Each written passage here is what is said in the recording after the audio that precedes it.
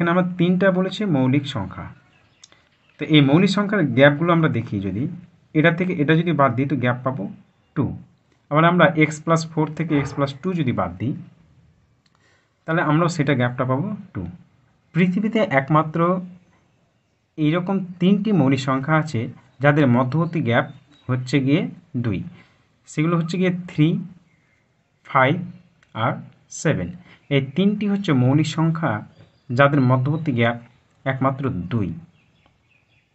তাহলে আমরা যদি মনে মনে ভাবি এটা তাহলে 3 x এর মান, তাহলে x এর মান তাহলে এখানে 3 হয়ে গেল। তাহলে x+2 এর মান কত হবে? x+2 এর মান হচ্ছে গিয়ে কত? 5। এবং x+4 এর মান কত হবে? 7। তাহলে বলছে what is the value of x, তাহলে x এর মান কত হচ্ছে এখন? x এর মান 3।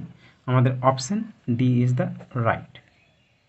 সেরকমভাবে আরেকটা অঙ্ক আমাদের আছে, সেটা হচ্ছে গিয়ে n²